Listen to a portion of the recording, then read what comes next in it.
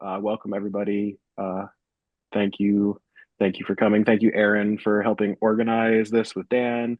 Dan, thank you so much for putting this together in digital form, kind of uh, taking what you did at the conference last year and giving us to something that we'll be able to hopefully get more eyes on.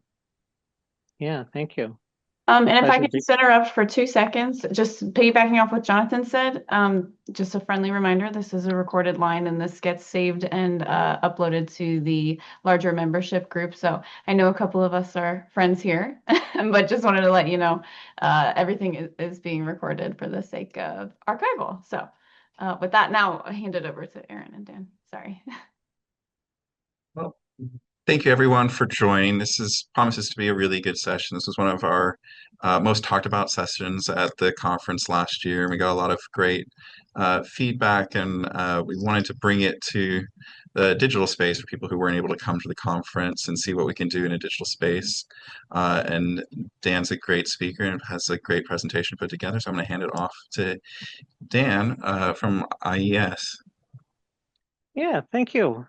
So I'm a theatrical lighting designer who taught for about 6 years after exclusively freelancing for about 10 years. I still freelance a bit.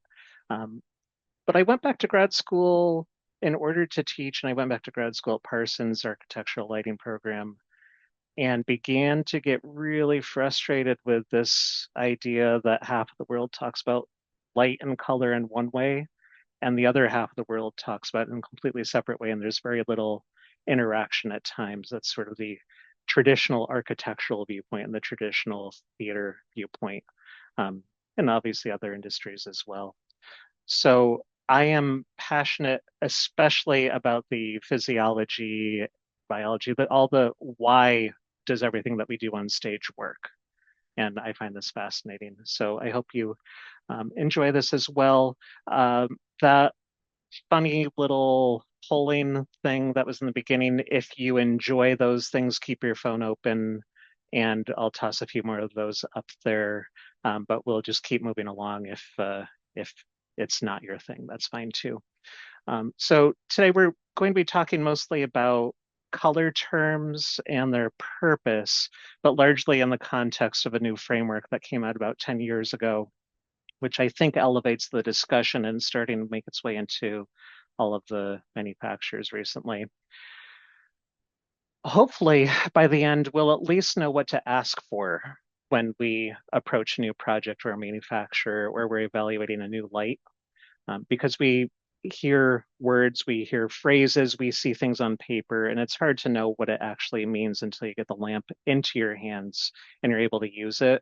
The whole point of this presentation is try to give us a feel for what might this fixture be capable of before I actually spend the money to buy it, or if I don't have a demo, or how can I start thinking about that? So that we can create those dynamic lighting compositions and specify fixtures appropriately, and ultimately just to develop better informed color palettes. But this is really the important one to me, is knowing what to ask for. We don't have to have everything in this presentation memorized in order to make a better decision tomorrow. So I asked you as you were walking in, what does light in your room feel like? And these were some of the responses: cold and dark, warm, daylight, windows cooler, greenish, not crisp, muddy, uncomfortable. This is our personal environment right now. But when we work our way onto the stage, we begin telling a story. And that story is told through light. And what we're trying to do every time we compose a show is have a good understanding of which tools we can incorporate in order to tell that story. It used to be really simple with incandescent and tungsten fixtures and an occasional HMI. There's just not the same grasp on it now with all the LED fixtures that are on the market. And there is a way to get a feel for what those fixtures might do before you touch them. And that's what I'd like to focus on here. So if you care to play along, what is CCT? And I like to think of CCT as a campfire. I know every time I go out to a campground, I'd like to build a fire, and everyone around the ring chooses where to place their marshmallow. Are you going to place it around that super, super, super hot blue point or the relatively cooler amber point? Are you going to roast it and set it ablaze immediately or slowly? And if you keep that in the back of your mind, the higher that temperature of that flame, um, the bluer it is. That's really what we're talking about here, correlated color temperature. Thank you. And that correlated word is going to be very important to this discussion today. Next, what is CRI? CRI, many of us think of it as how good is this light going to be for the job that I'm doing? Unfortunately, well, that did serve a pretty good purpose back when the only fixtures were incandescent and then a few fluorescents here or there. It's becoming less and less of a quote useful phrase. What is the CRI of your lamp? Because the actual spectral power distribution of the lamps is so varied with all these LED fixtures out there. So we're going to take a quick look at what CRI is, but most importantly, what it can't do for us. And we'll wrap around to hopefully a better way to um, approach our projects than just relying on the CRI number on a package. And then, there we go. Yep, that's right, but not really. I like that, but not really. But not really. And finally, this is our last one at the moment here. What is TM30? This is a great question because that's sort of what I'm talking about today. And I hear a lot that TM30 is something that just replaces CRI. Well, that's not really the case. It's way more comprehensive and it's not a single number. In fact, what I'm here to preach today is that there probably is no longer any single number that's going to be truly useful to you as you're looking at your lighting fixtures. It's just more complicated than it used to be.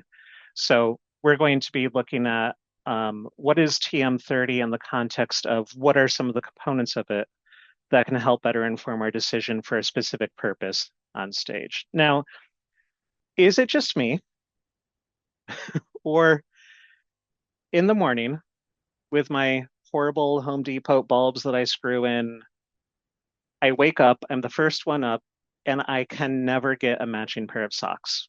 I fold them at night, I put them on in the morning. There's never any daylight or anything. This is actually my color palette for my socks. Yes, personal information. Look, those Bombas, they're beautiful. They're all roughly the same value, just different hues, and I am constantly mismatched. This is another part of the conversation that we're having here. The quality of light defines your ability to tell two colors apart. And yes, actually, it is just me. This was while I was teaching a course on lighting back at a university a few years ago, and I put them on in the light bulb lit room, the LED lamp. I got to school and then I realized that not only were they two different types of shoes, there was one gray one and one green one. And I got all the way to the classroom before I figured it out. So if this is important to us, and I'm not saying that it should be in every single moment of your life, but if this is important to us, how can we do something about it? We're in the theater. We dream big. We dream big because we want to tell a story. And as lighting designers or manufacturers, we're trying to develop the tools to tell a very specific type of story. Not only that, but the scenery varies, the costumes vary, the skin tones vary, the environment varies, whether we're in the round, proscenium, or something site specific. We have all these different variables. But we dream up what the light should feel like. We begin researching it. We have these fancy ideas about, okay, we're going to recreate this image of a walk underneath the tunnel in the Adirondacks or through the woods or the dappled light or the light streaming in through that cabin by the Grand Canyon. And we all come together and we say, yes, this is the vision. We spec it out. And we often, let's be honest, if we are not familiar with a lighting fixture or if we're doing an architectural lighting project for the first time, we're looking at two things. We're looking at the color temperature and we're looking at the CRI. And that's helping us develop our opinion of which light is going to be good for the project. So we spec it out, we draft it, we spend all this time, we place the rental order, we outlay the funds, we get past the point of no return, and it doesn't work. We make it work because it's theater. It's always going to end up working, but it's not what we expected. We could have two different fixtures, both with a CRI of 90, both with a color temperature of 3200, place them both on stage, and they just don't look the same on that piece of scenery or that actor or the psych. So on the screen here, this is a little demo that I set up one time in a light lab. And one of these two fixtures is an incandescent fixture, Alico. The other one is by the same manufacturer, LED version of it. And just out of curiosity, feel free to toss it in the chat, open your mic, whatever. Which one would you choose if you were trying to light a Skittle factory? The one on the left or the one on the right? There's no wrong I answer mean, here. a factory or a store? Store. Thank you. Store. Good question. Good question. I would go left. I would go with the Yeah. incandescent. Yeah. Maybe in the factory, you might actually go right. Yeah. And what about the bowl of fruit? Same. Same. It's nuanced there. They're both, and I metered them, they're both 3200 related color temperature, approximately. They're both approximately CRI 90. One is actually was about 92, the other was 100. The one on the left was the lower of the two. But we would actually sometimes go for the lower CRI for this particular application, lighting the Skittles, lighting the fruit, the one on the left. So again, that CRI, that color temperature, that's not actually what's defining it, especially when we're trying to tell a story. So just very, very brief breakaway into lighting color science, as the IES loves to show with this diagram. We've got a source, usually our LICO. We've got the reflecting surface modifier. It's a person, piece of scenery. The light bounces off, strikes your eye. Only the wavelengths that are received will be interpreted, and your brain is what interprets those reflected wavelengths as red. All right. Now that is the hue that we were talking about, the red. I pulled it out here. This is our famous color wheel. When we go around the circle, these are different hues. We're also going to talk about chroma a lot.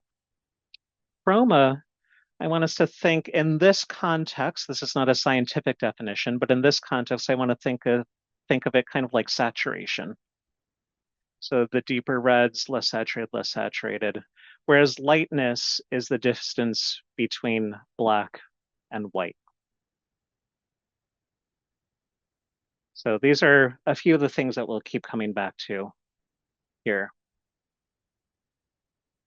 When we're in the theater, especially, now this also applies to anything retail, if you're doing a themed project, a themed restaurant, anywhere that people are a core component of it, we don't all reflect the same wavelengths.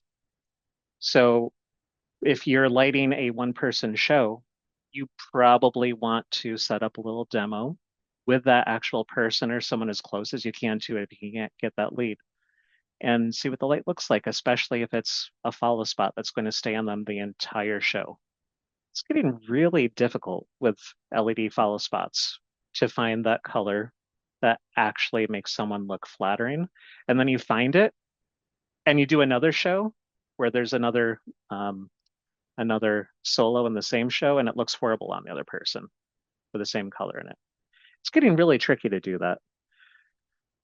When I was back teaching with students, I did this little, I set up this little demo, and this is not a strictly scientific demo, but I had this, it's called a spectrometer. And basically we would get all the students together. This was during COVID, so there weren't all that many volunteers that I was able to gather. But we would place it on the inside of our forearm and we would measure the reflectance of their skin color. Basically, what is the light that's reflecting off your skin? And we mapped that out for each one of them onto this slide. And some patterns started to emerge. Now, we probably have all heard that red is really important for skin.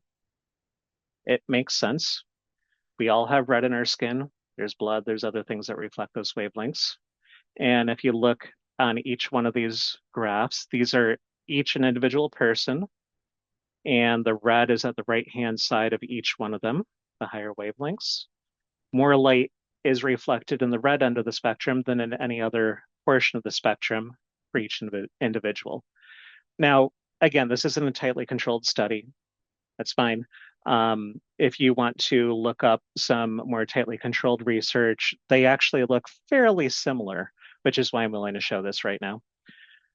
I overlaid them. Again, it doesn't quite work this way. This was Photoshop, but you can see that in general, everybody, regardless of their skin tone, is reflecting more red light than any other portion of it.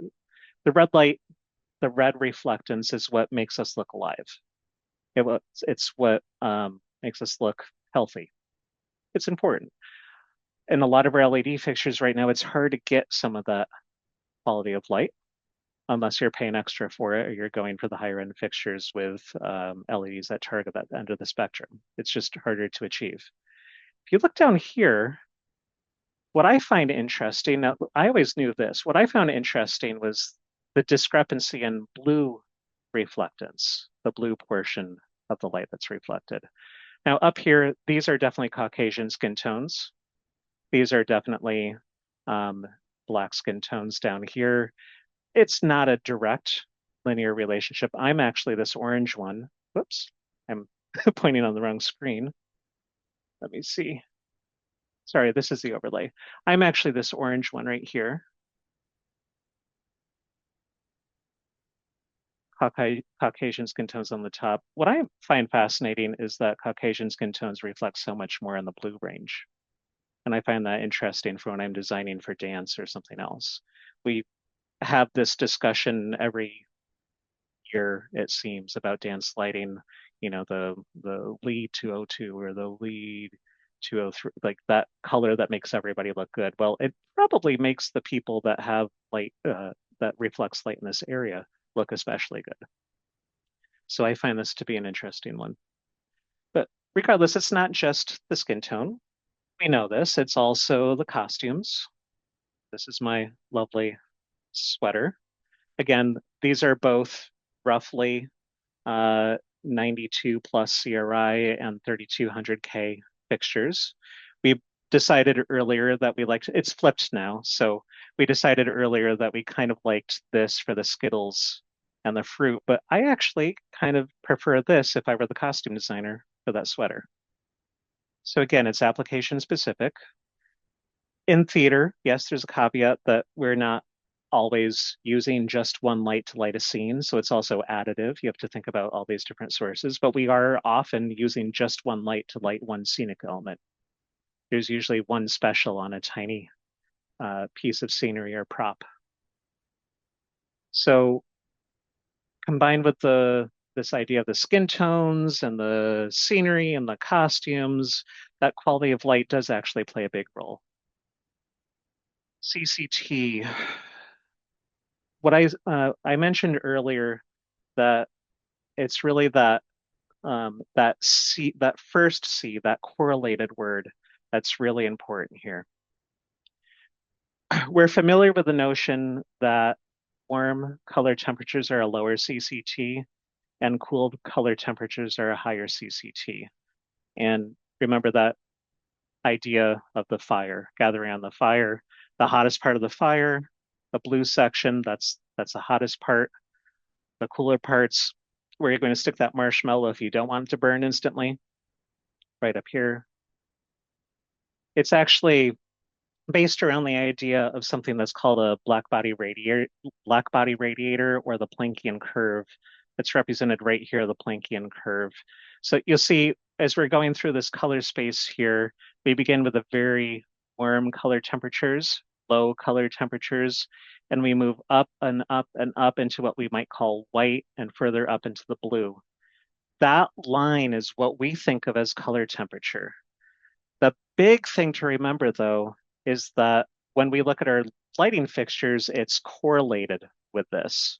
So yes, this point on the dot right here, on the Planckian curve right here is 3200 K. But with correlated color temperature, that fixture is also 3200 K. And this fixture is also 3200 K. They're correlated with each other because they're on this invisible line between 3200 as it intersects the Planckian curve. But there's a lot more yellow green in one and a lot more blue magenta in the other. So even if you have a perfectly calibrated fixture, 3200K means relatively little if you're trying to match exactly. And that color temperature, the CCT, really doesn't tell you which direction it's going. It just tells you it's somewhere along that line, not how close and not which direction it's going.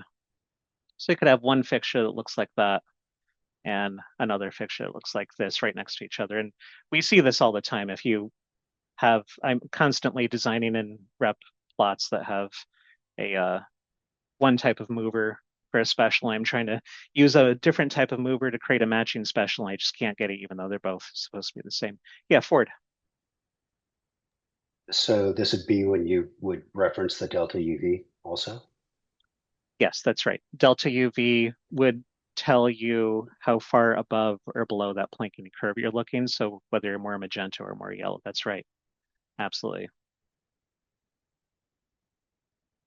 So again, if you want to play along here, what's your best guess of what your color temperature is in your room right now?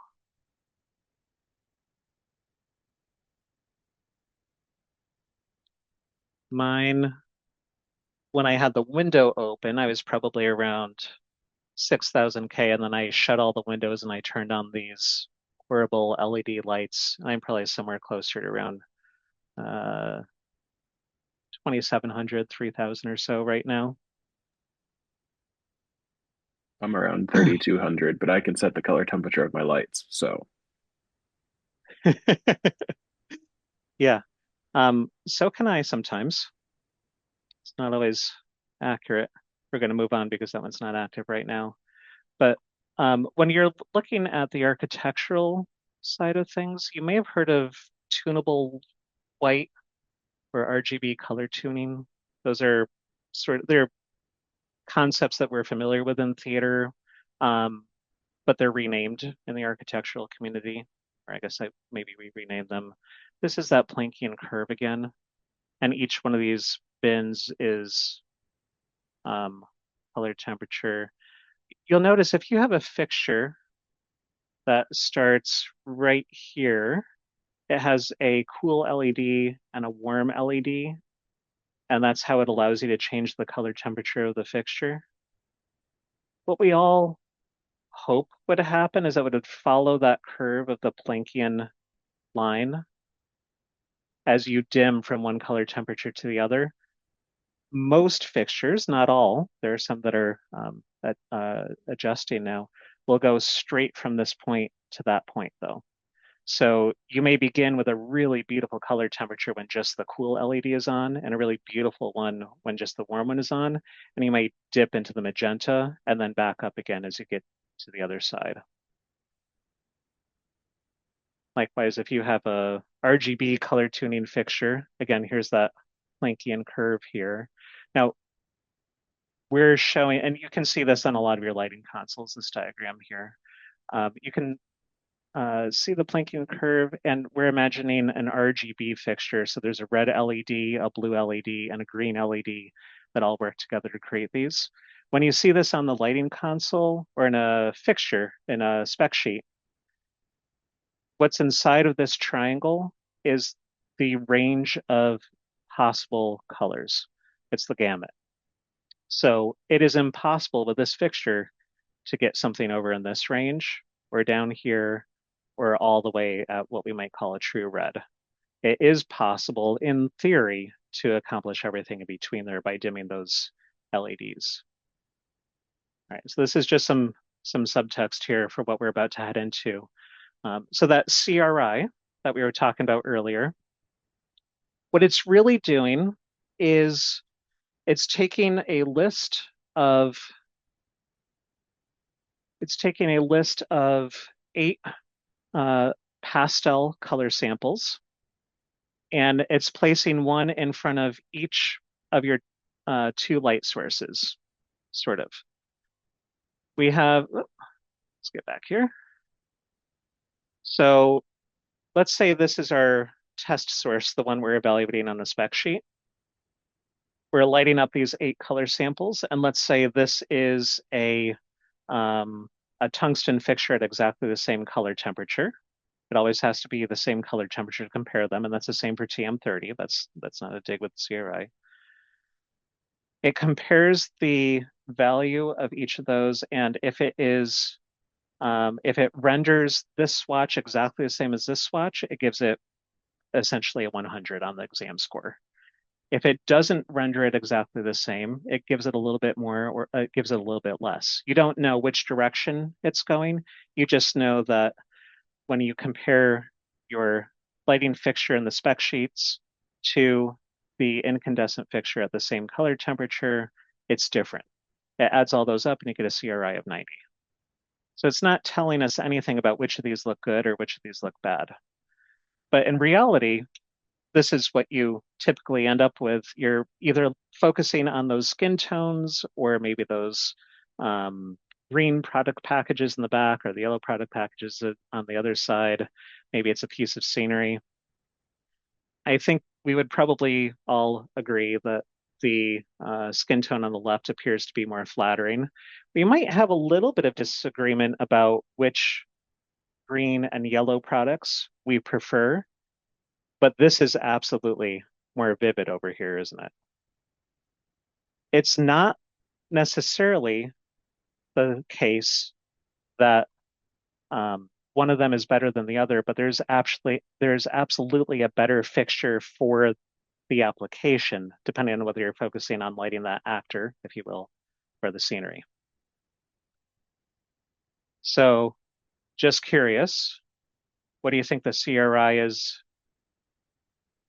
in your room right now?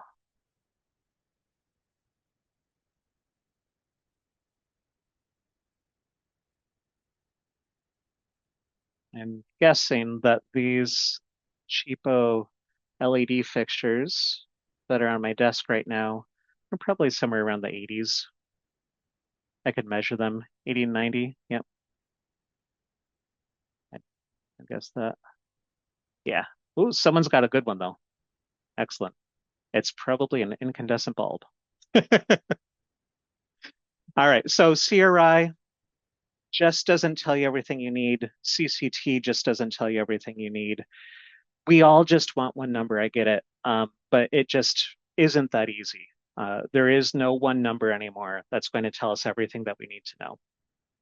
There is a better way. It involves a little bit of a journey, but we can do that.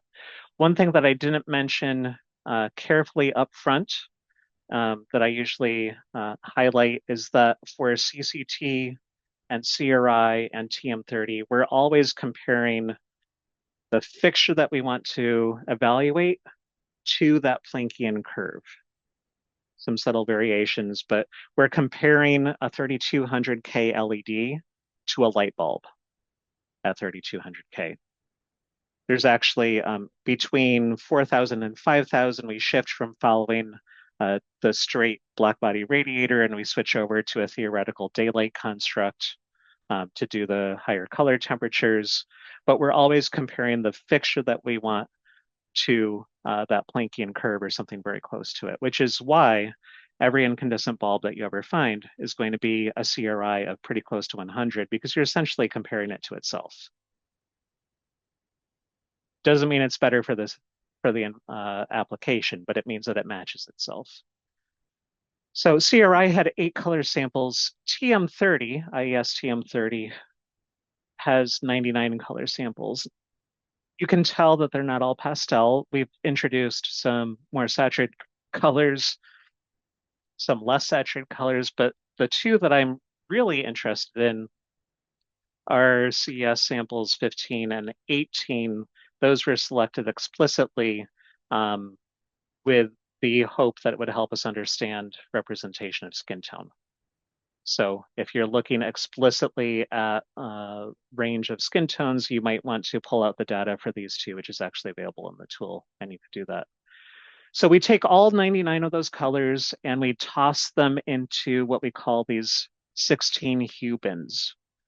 So there may be 15 in one, 12 in another. We distribute them into these hue bins so that we can refer to them easily, all 99 color samples. And I have a question for you here. Why do we think that there's so much emphasis, if you've heard it, on hue bin 1? Skin, yep, that's it for it. That's right, because most of the time we have a human being somewhere in the area that we're lighting it. If there's not a person, there's probably not a really good reason to light the space. Now, it doesn't mean that the show that you're lighting wants to be flattering for the human beings on the stage, but that's why we're so frequently looking at hue bin 1, because that's very often the case. We're looking at those skin tones. And remember that we have a whole lot of light reflectance over in that red area, regardless of who you are. So we have those 16 hue bins, and then we start overlaying a circle and another shape on top of it. If you look in the center there, there's a black circle. It's always going to be a circle because it's always normalized to the shape of a circle. So everything's always normalized to the reference. So we have this black circle. In this case, if it were a 3200K sample that we're examining, then it's a 3200K essentially tungsten lamp, but something on the black body radiator Planckian curve. This is the reference point. And then on top of it, we have the fixture that we're thinking about renting or buying. And that's the red one. If you take nothing out of this presentation other than understanding this graphic, it is worth it to you. This graphic shows you, compared to that incandescent bulb that we're all pretty familiar with, the one that's lighting my artwork on the wall right now, this sample has more saturated yellow-green capacity, less saturated red capacity. And you can also see these arrows sometimes don't just point inward or out, sometimes they point at an angle. You can see that the green is actually going to be shifting a little bit more towards blue in that area. So there's a lot of information in here without looking at a single metric. If I had to choose one thing to base all my decisions on, it would be this chart without even adding the numbers to it. So remember, we've got that black body radiator heating up. The Planckian curve is the path that it follows. This is our test source, and this is our reference. And let's just pretend that that red dot is the test source. We're decreasing the saturation where the red goes inside of the black circle, and we're increasing the saturation where the red goes outside the circle. So in this example here, now this is not I'm going to show a color vector graphic that could be sort of kind of close to this. It's not the actual CVG for this one, but let's say it's this one. It's one that I had available. One of these two images shows a light source that's desaturating the yellows, but increasing the saturation on the reds. Which one do you think is the red amoeba here? Decreasing saturation on the yellow, increasing saturation on the red. Yep, that's right. That's right, right. Very good. And if we look in there specifically, you can see that these yellows are just desaturated and these greens are actually pushed a little bit more towards the blue compared to the reference source. All right, so one last bit of the the science here. Let's go back to something red. We love red things. Let's use a tomato this time, though. Stop talking about people. So looking at the Hubins 1 and 16, because we're interested at the moment about how much light is reflecting in this red area. Just a reminder, as you look at the tomatoes, this is a hue shift going from slightly pink to slightly more orange. I'm not sure how well it'll show up on your screen, but that shift between pink and orange is going to be represented by arrows pointing towards pink or towards orange. So that's around the circle. If you're talking about a hue shift when you're reading this color vector graphic, you're looking at a shift around the circle, just like this arrow is pointing around the circle.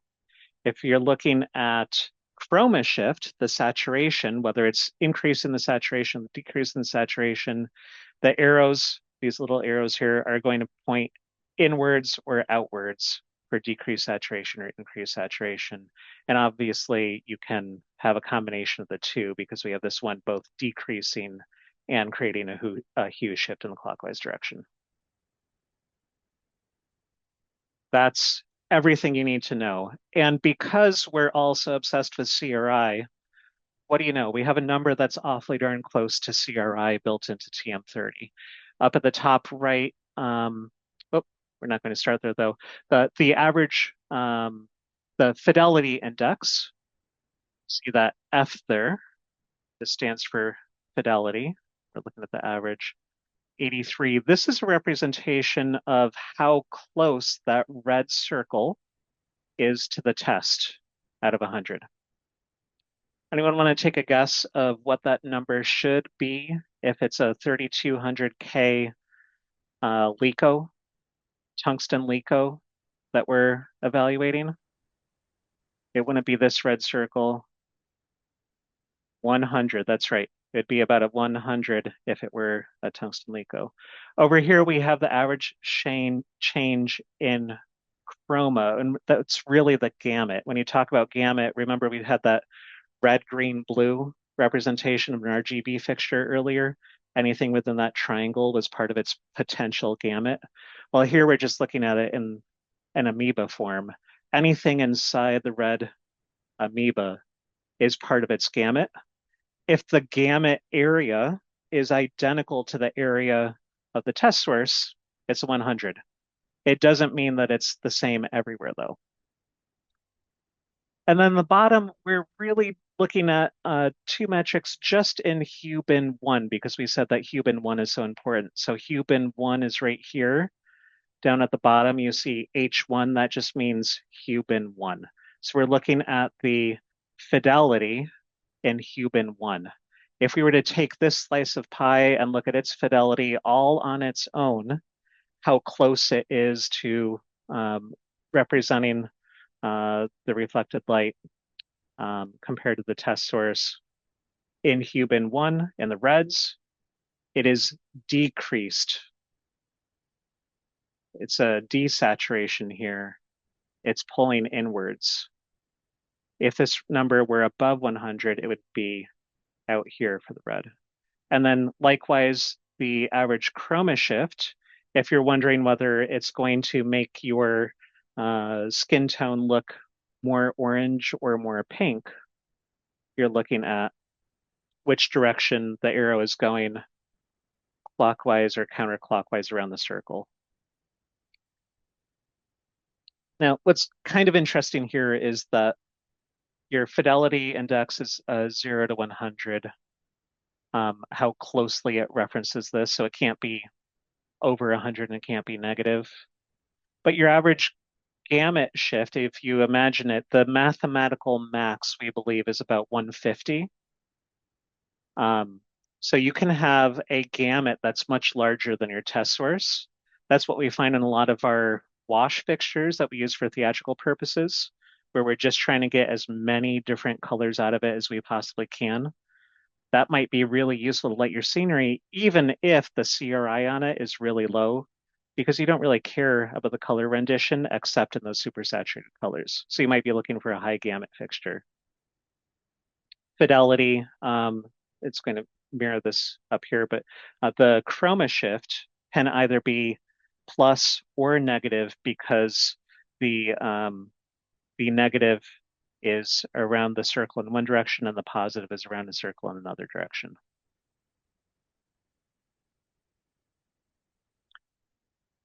So one last pair of questions here.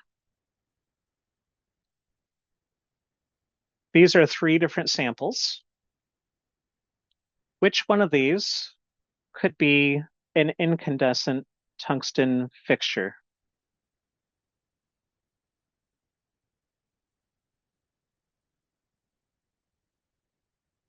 Yeah, we've already got a couple there.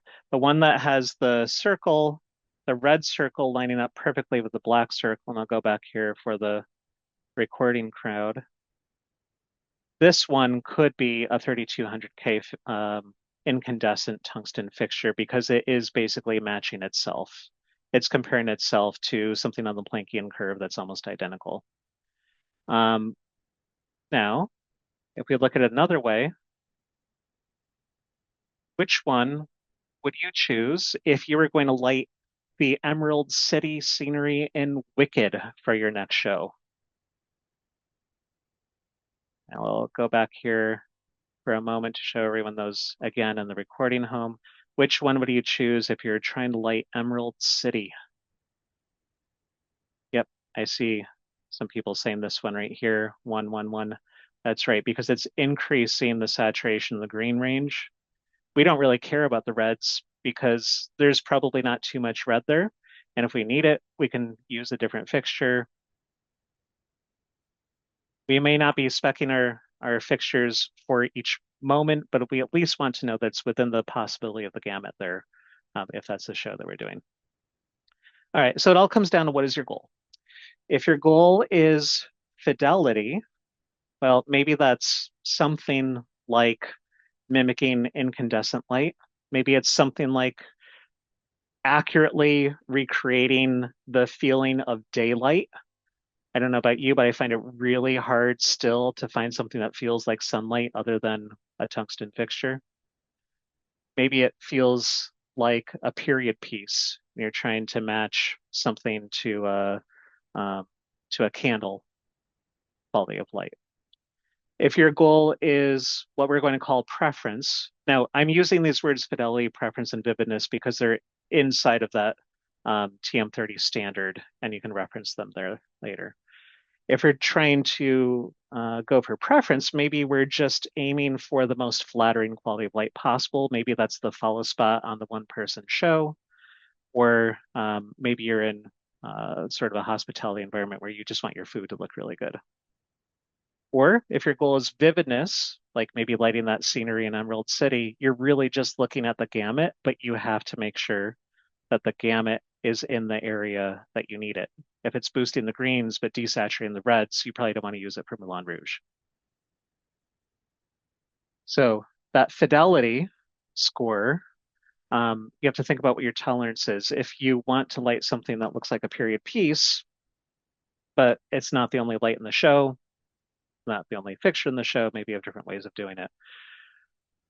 In each one of these, you're going to start noticing on the cut sheets a P1, whoops, a P1 or 2 or 3, a V1 or 2 or 3, and an F1 or 2 or 3. That just means my top priority, my number one priority is fidelity. If I'm looking for a fixture where my top priority is fidelity, I'm looking for any cut sheet that has an F1 on it. If my top priority is preference, I'm looking for a P1 at the top of it. Preference here, it just so happens that we almost all prefer slightly saturated reds in our environment, maybe some other things too, but a slight boost in the reds and something that's not too far off from the Planckian curve there, reference source, is going to generate a P1. This matches it pretty well, but we can get an extra boost of reds. Yeah, Stephen. But as we look at this, we're just talking about perceived color, right? I mean, if this was a discontinuous light source, it wouldn't be possible to, it might have a perfect circle, but it wouldn't have wavelengths for all those colors coming out of the fixture, right? Exactly. Yes, absolutely. And part of the way that we're going to get around that is by looking at two things in a moment. One of them is going to be the spectral power distribution, that waveform, and the other is going to be those 99 color samples. You can look at them either as bins or as an individual set of 99 color samples and how closely each one matches the test source. Because remember, there is nothing that says that a 3200K tungsten fixture is the perfect source for your particular application. It's just what we're using as a reference because we have to use something as a reference. But yeah, there is a way to dig into those. That's a great question. This is the oversimplification of it here still. And likewise with vividness, we're really just talking about gamut. Both of these could achieve very vivid colors in one range or another. This one also greatly desaturates this sort of blue-green area here. So which one's right for your show? It really depends on which show you're lighting or what application you're lighting. And again, this may only be something that you can consider if the only intent of this fixture is to light the scenery or the cyc for one show and it doesn't do too many other things. If it also has to do skin tone and something else, be a truly, multi-use fixture, you may have to be a little bit less adventurous. So it's all about prioritizing it.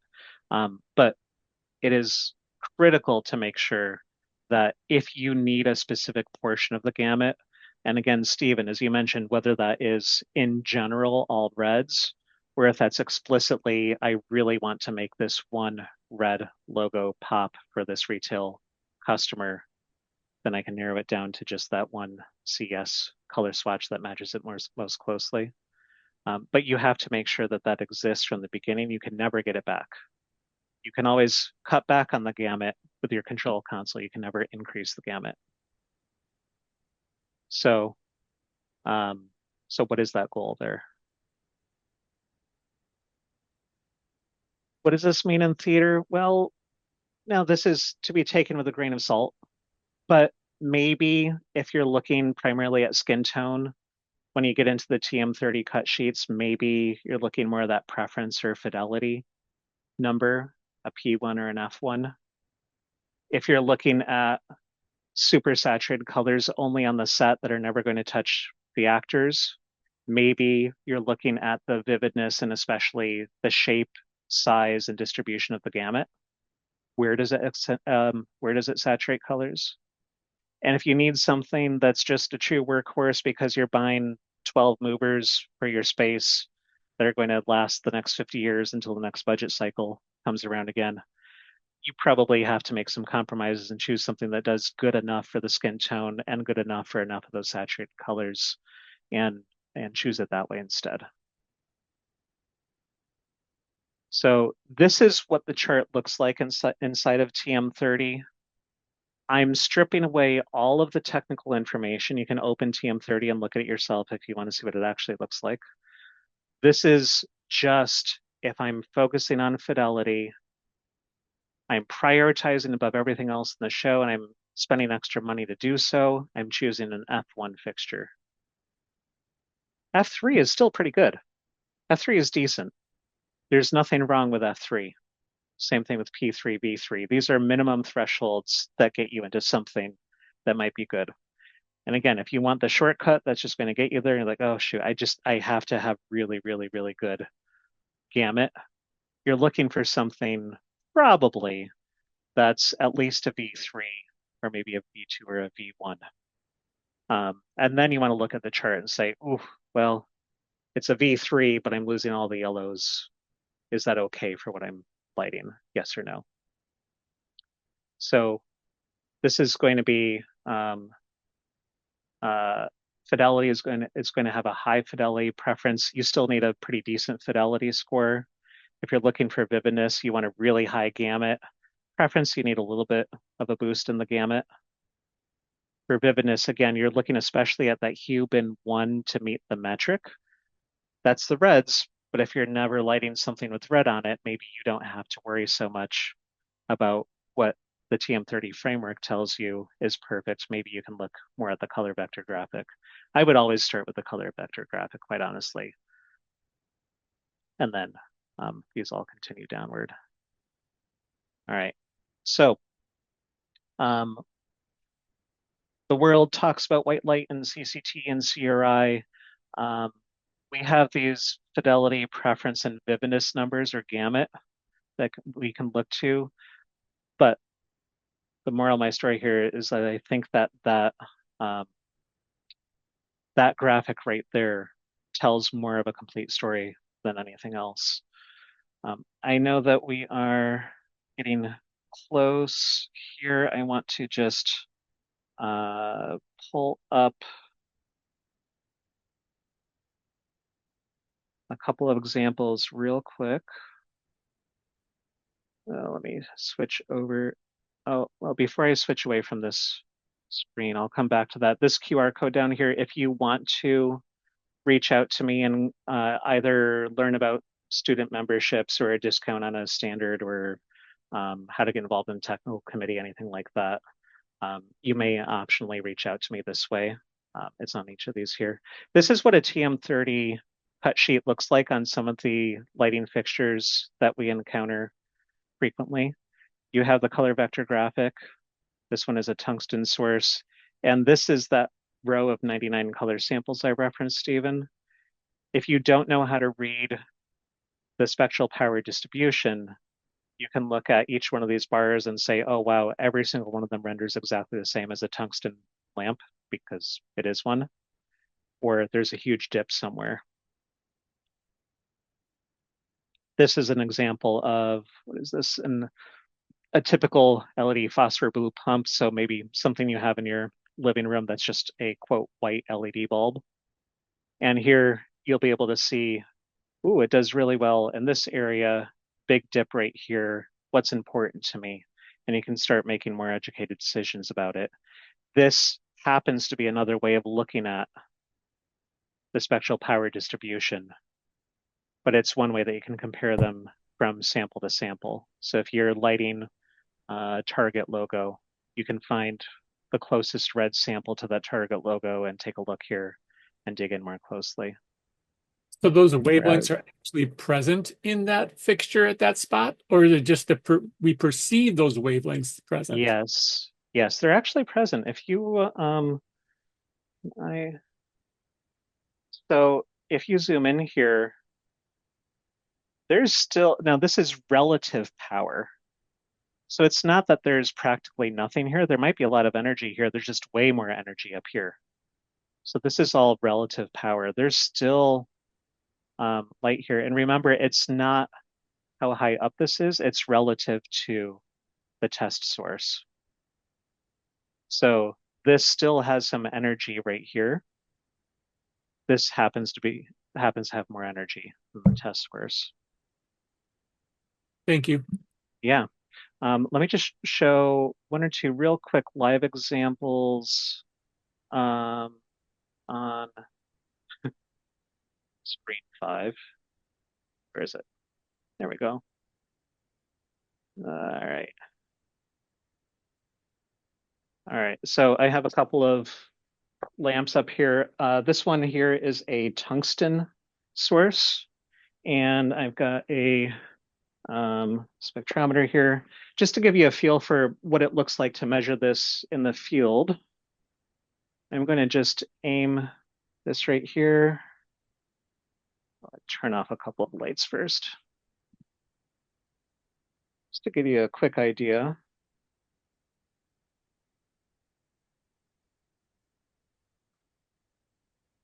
This should be around 3000 K. Whoops. I have to open the shutter. Here we go. This should be around 3000 K. That should work much better this time. There we go. So if you look on the screen right now, This is, yeah, about 2800 K is what's measuring right now. The CRI is basically 100, and that's what we would expect because it's testing itself, it's testing relative to itself. Now, if I turn this off and I turn on, what is this? This happens to be an Astera, oops, fixture here. According to the app, this is roughly the same color temperature. And I'm going to take a reading right here with it. Where am I? By the way, this is what that tungsten source looks like. It's some irregularities just because of stray light in my room, but it's generally a whole lot of red light and a little bit of everything else, and it renders everything really well compared to itself. So I'm going to retest. Again, this is an LED. Whoops. I'm going to do this one more time because I wasn't aimed when I started it.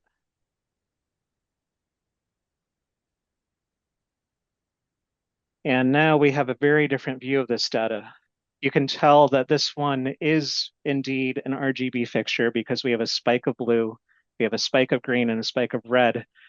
But what's important is where those spikes occur. It's not that there's no energy down at this 700 nanometer range. It's just that there's a lot less than where that pump is. So when I look at this, it's mixing a lot of red, some green, and a little bit of blue to make what it thinks is the same quality of light. Looks kind of the same there, but there are going to be big differences across the two. I'm not going to get into this part of it because I think this would be an extra deal, but if we were measuring CRI, we would really be looking at one of those two light sources on a card on the left, the other one on a card on the right, and how well they compare to each other in each color. In lieu of that, on the screen right now, you see that R9 red, it's actually a negative value because it's reading almost nothing compared to the reference source, whereas the green is reading pretty well. And this is what that color vector graphic looks like for this fixture at this moment in a, and now to be fair to the manufacturer, this is not full output of the fixture. You would always usually be looking at the TM30 value for full output, not for a calculated color temperature that's stripping out some of that energy. But in this particular test, just to exaggerate it, you see that the test source is really vastly different from it. And that's where it is on the Planckian curve. I'll show you one more thing. I set up a few of these earlier. If I were to compare I have a mix book here as well. I'm comparing that at 3000K to a halogen at 3000K. I did this earlier. And here you can see that the halogen lamp is pretty darn close to that curve that we saw when I tested it earlier. And as we, here's my red bar. Oh, because I have to do it on my phone. There we go. So as we slide this up at any one of these points, you can see how the LED, which is the green, compares to the spectral power distribution of the tungsten and what that means. So our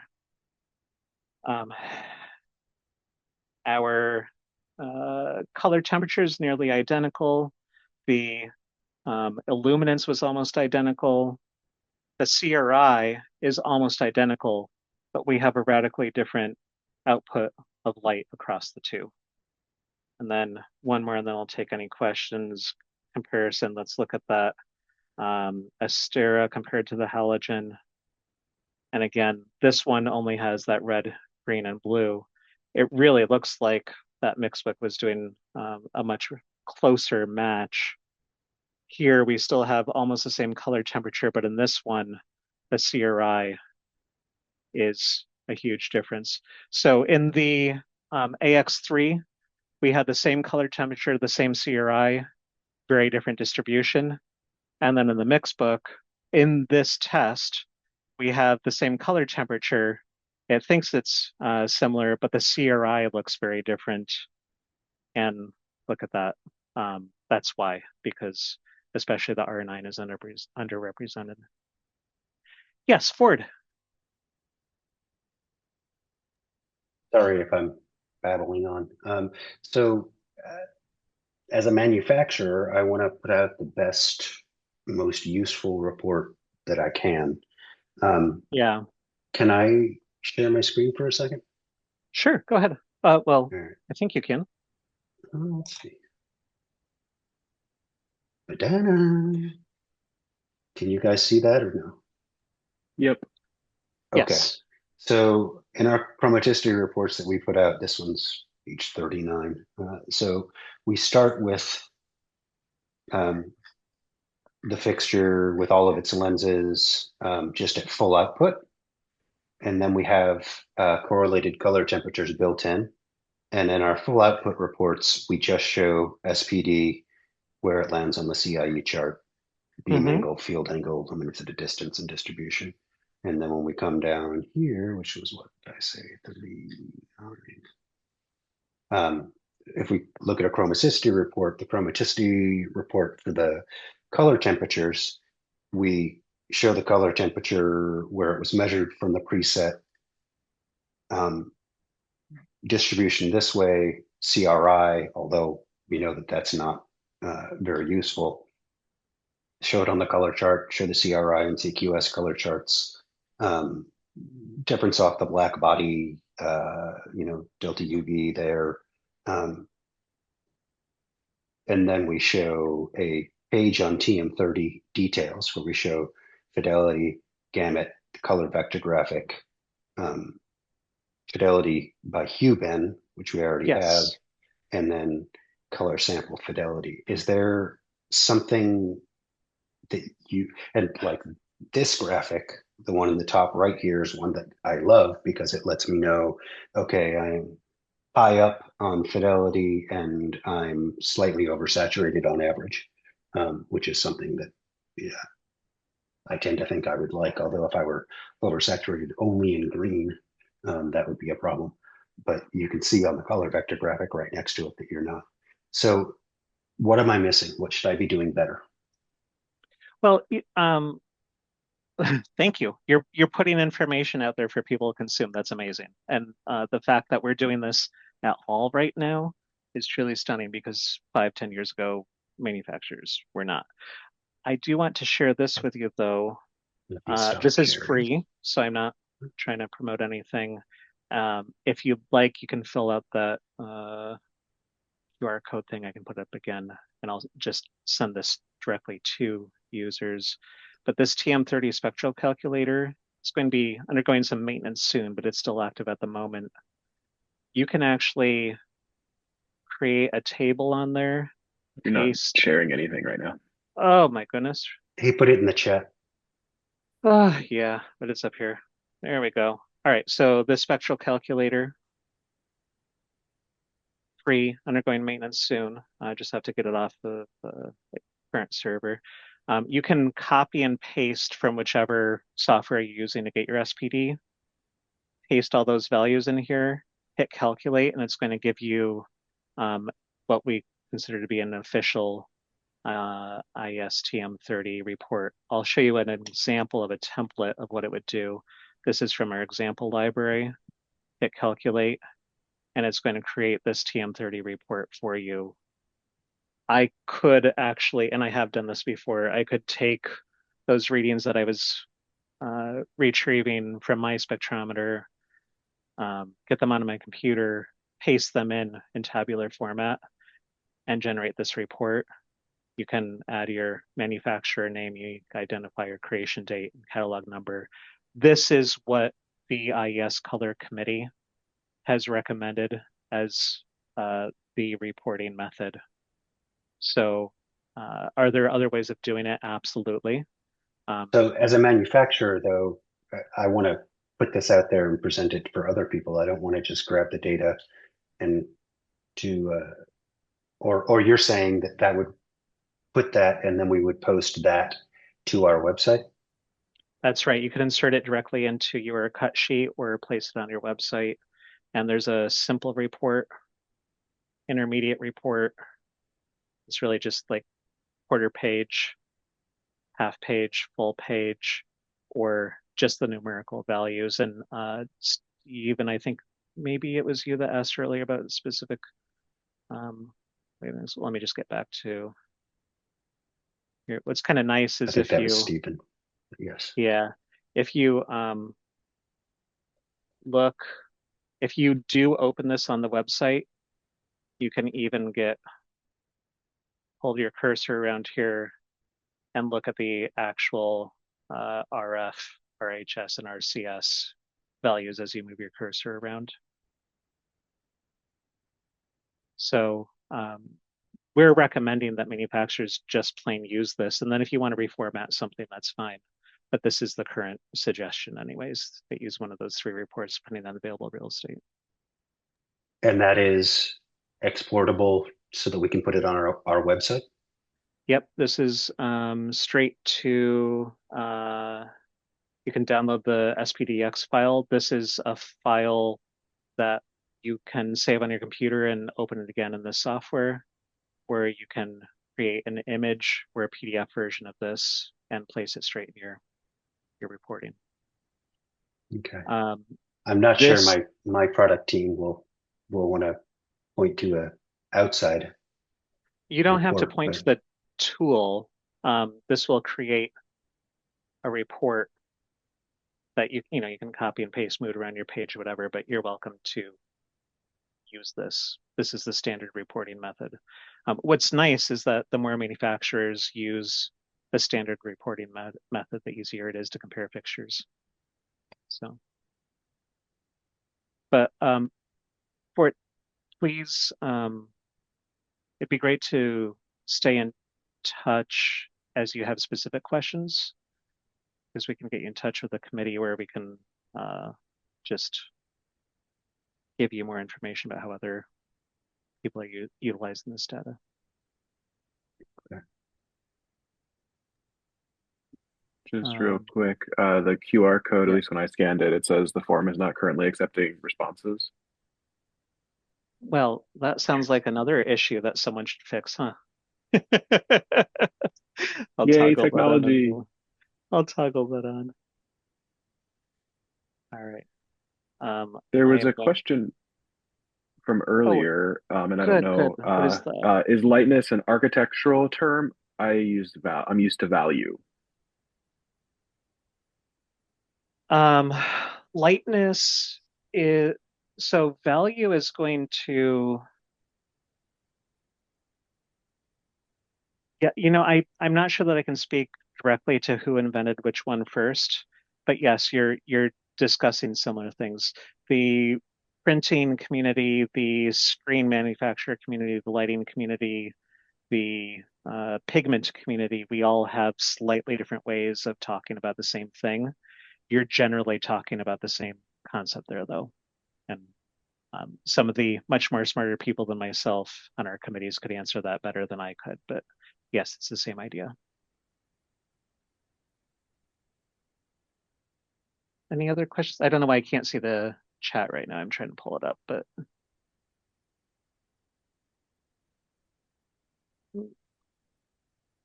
I can definitely see the chat. And that was the only question I think that popped up there that we you go. didn't answer. Okay, very good. I am opening up the form right now. Oh, because I set a 5 p.m. start time to receive responses. There you go. It's open now. Very good. I am always happy to answer questions. As you can probably tell, I am extremely passionate about connecting with students or people in the field that come from entertainment to the architecture community or vice versa. I don't touch the architectural community all that much. I do work with the IES, and I think that the physiology and the science behind it is both interesting and incredibly valuable to students because a lot of them are going to interact with this at some point in their careers, and it's so much easier if they have a grasp of what it means before they get to it on a job site. So please feel free to reach out or let me know if you're at USITT. I'd be happy to meet up. Or if there's just a resource that you feel like your students could use, or if you are a student, let me know what type of resources you're interested in. I'm happy to help.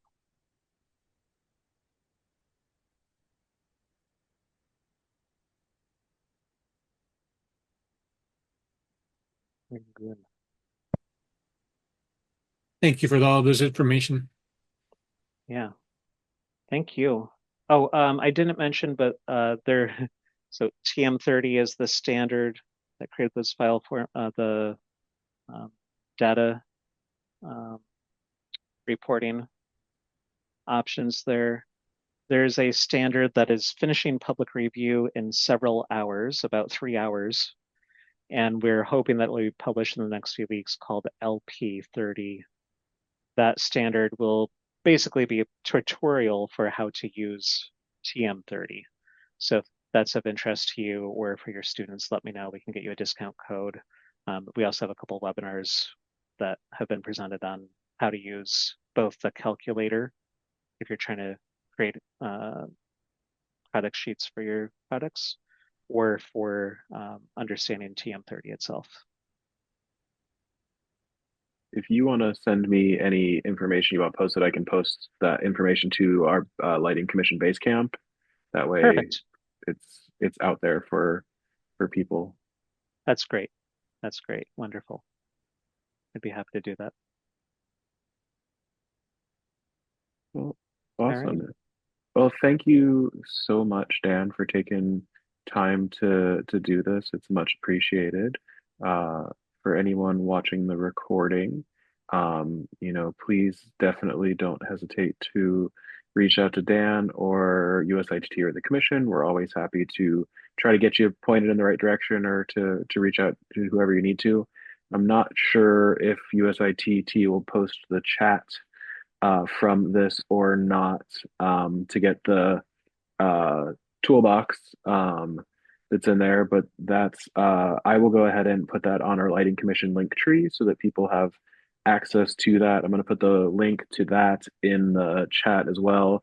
And Dan, if you don't mind, stop sharing. I'll throw up our QR code real quick so that people will have an option of finding that as well. Perfect. So this QR code will take you to the Lighting Commission's link tree where we house all Lighting Commission related links and things like this. So if you're watching this at another point in time, you should be able to get there from here. If you're not part of the base camp that I spoke about, there's a form that you can click to get your name added to that as well. And we hope to be doing more of these sort of things as the year goes on. So please stay tuned for more of them. Thank you. It's great to be here. Thank you for having this.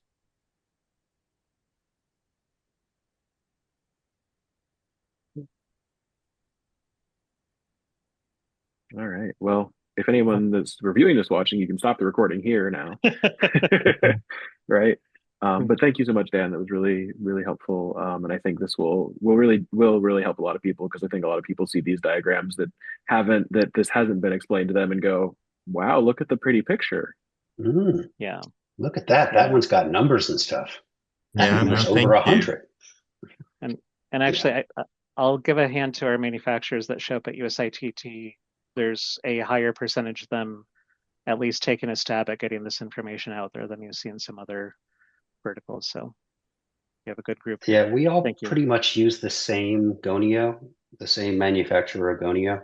And so we have a very similar sheet that we put out. You can customize it in certain ways, and we've customized ours. But if there's stuff that you want on there, like you want crap, what was that? No, it wasn't it. The vividness and all that, those 3 scores, whatever they were. Yeah, that's at the top of the color vector graphic. Um, I honestly I think that in the theatrical community, the more information we can get out, the better, because there's so many different ways of using the fixtures. Yeah, the PFV. Yeah. So, Yep. Yep. So, Radically different needs. Thanks, Ford.